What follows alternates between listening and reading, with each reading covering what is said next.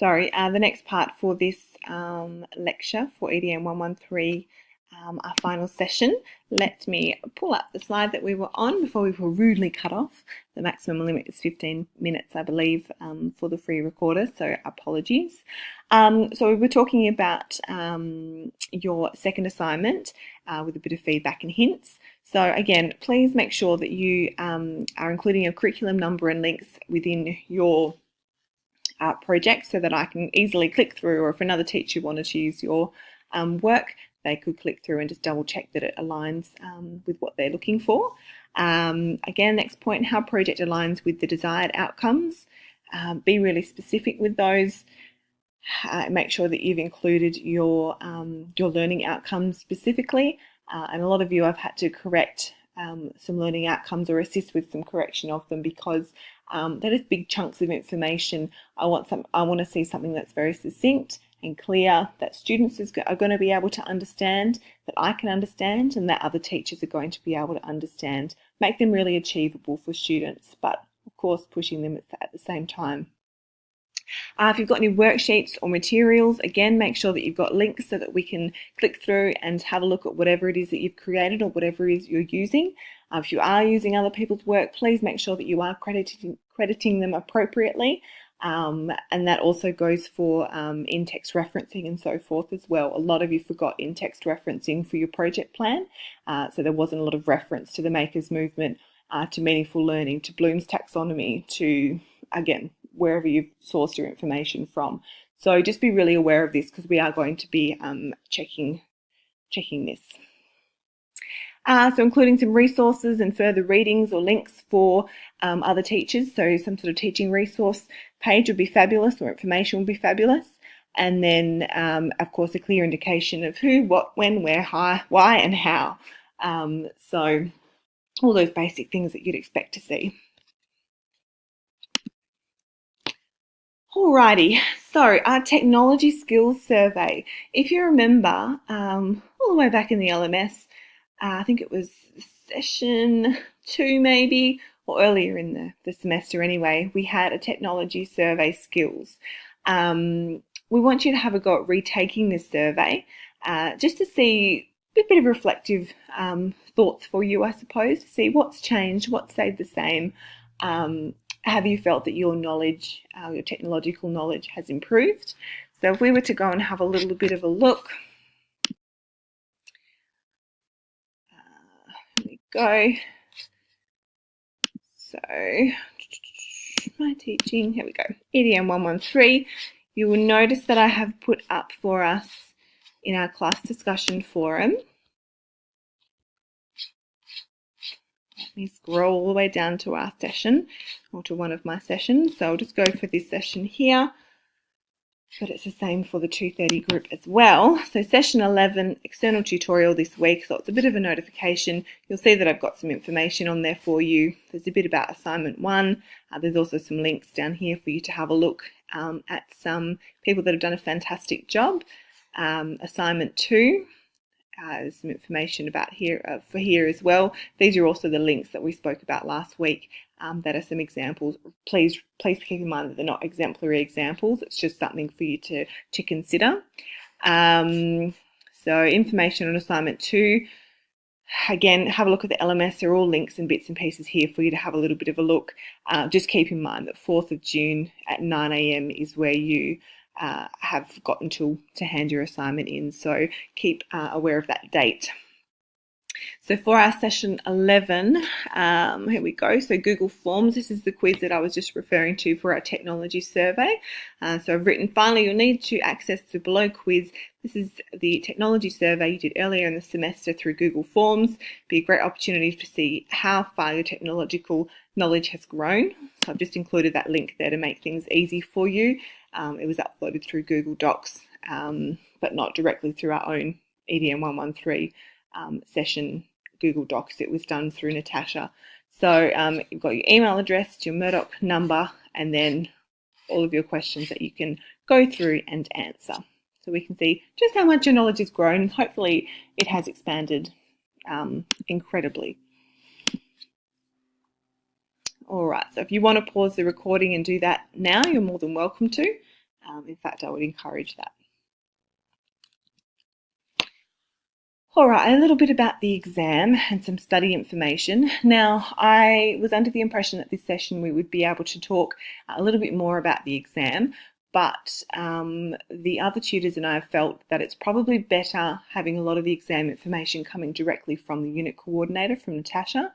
So she will be releasing some information on the 4th of June also, which is the same date as your Part B for Assignment 2 is due. She's going to be releasing a recording about the the exam, but a little bit of information that we've got here. So you've got your exam study period.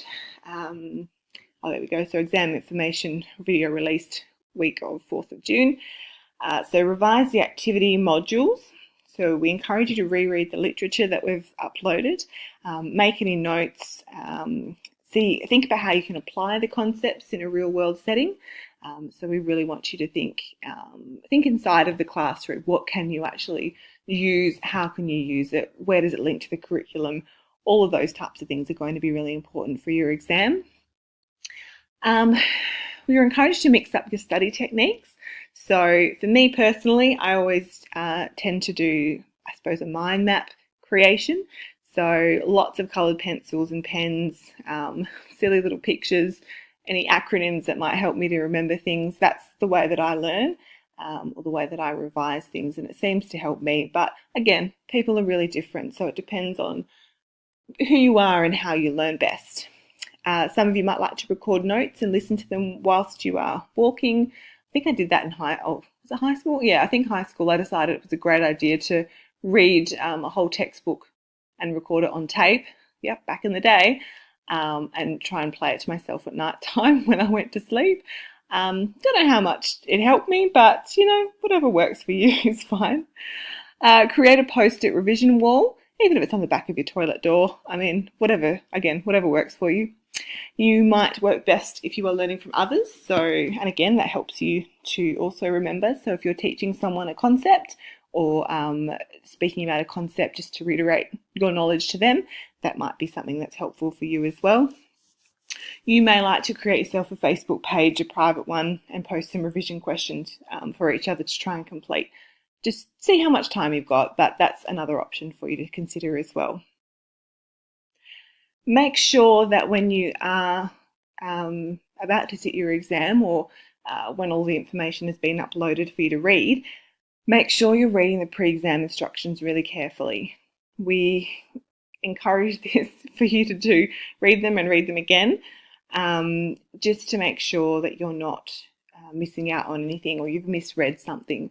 I'm finding more and more within this unit in particular that students are maybe assuming knowledge rather than double checking things, and that is in particular with our assignments and our marking guides.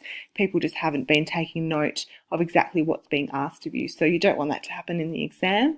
Please make sure that you have really read and considered what it is that they're asking of you. Also be aware that you need to take your student card to the exam, and it says down here, check out, I think it's CUTLS exam resource, how to study successfully. So that could be something for you to also check. But again, everyone's different. Like I said before, if you have any questions about the exam, there's not going to be a lot that I can really answer for you between now and the 4th of June. And even beyond then, again, we're not really able to answer an awful lot, but we can certainly help with the revision side of things. So that's why I've created, we have a look back on my site. All right, so if we are back onto our EDN 113 LMS, here we go. You will see that as I scroll down, we've got our class canvas. Again, yours looks different to mine just because mine's are being edited. I'm having a look at my 12:30 session again because that's the first one that pops up. So we've got all of our reflections, our Well Cafe information, our KWL and so forth, robotic stuff, all of that you can go back through and have a little bit of a look at. But I've created a new one for today's session, session 11, unit revision. And you'll see here that I've said if you have any questions about the content discussed during our screencast for session 11, please post them here so I can respond and so everyone else can also view the responses. So if for example, you had a question about the Makers movement, select a colour. You might type in Makers movement question. You can spell better than I can, and you would then include your information there. You don't have to put your name on there unless you want me to respond individually to you by email or something, but post the question, whatever that might be, whatever colour it's been posted in, wherever it is. I will then respond by using the same colour question response, and I would type away to tell you what it is, and I would try and position them so that they were close by to each other. So again, make sure as you're listening through this recording, and if any other questions or if you're unclear on anything, please post it, because you're more than likely to find that someone is in exactly the same boat and they're unsure about something, whatever that might be. I'm just going to delete these ones so we don't get confused. So there are no silly questions. Make sure it's relevant, obviously, to the unit, to the content. Have a really good think about anything it is that you are unsure about and post it up there so everyone can see, because I'm sure you're not the only one who has that question. Okay. Alrighty, so quiz time. Moving on. So what we're going to do, and again, if I was in class with you, I'd be able to run this in groups, but it's going to be individually done for this occasion. So in groups, each person creates a revision question about any unit topic, okay, so that we've covered. As a hint there, each person reviews a different session. So what I'm going to do, I think I will, in the email that I send through to let you all know that this session is live, I'll pop you into, I'll allocate you a session, I suppose, so that you can create a revision question or two through Kahoot, so that we can all contribute to one another's learning.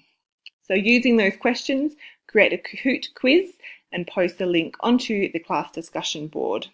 Okay, so it'll be your name and then the Kahoot link would be great.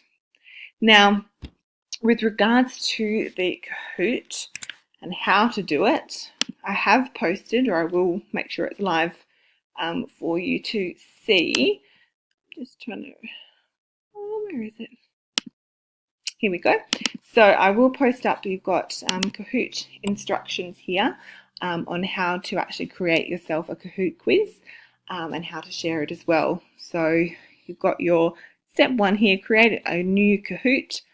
Got your quiz, new Kahoot up here. Number 2's over here, quiz. Number 3, you've got your information. 4 down here, include your correct answer.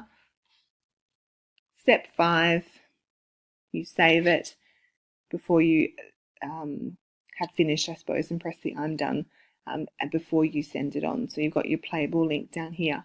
So I will post it up so that you can have a closer look at that yourselves. But you should have hopefully had a look at the LMS. Had a look at the LMS here, which gives you a Kahoot instruction guide, which is quite comprehensive. So if you click on that one there, it'll take you to create, play, discover, and share. So how you can go about creating yourself a Kahoot. Okay. Where's my slides gone? Oops, that's not my slides. There's my slides. All right, so once you've created your Kahoot for whatever session that I've allocated for you or topic that I've allocated to you, have another go at, have a go at another group's Kahoot. See how you get on with answering those questions. And finally, to infinity and beyond, after exams, we encourage you to do something that benefits your teaching practice. You're probably over it by now, but we need to try and continue our lifelong learning, because that's going to be drummed into you for the next however long. And there's all those points there that you can have a look at yourself. My time's almost up, so I'm going to stop talking now. And please make sure that you're checking your email, because I'll have a lot of information that I'll send through to you, instruction on what you need to do during this session as well, with links and so forth. All right, guys, I'll be in touch before the exam, but wish you all the very best for creating your final part of your assignment. Bye.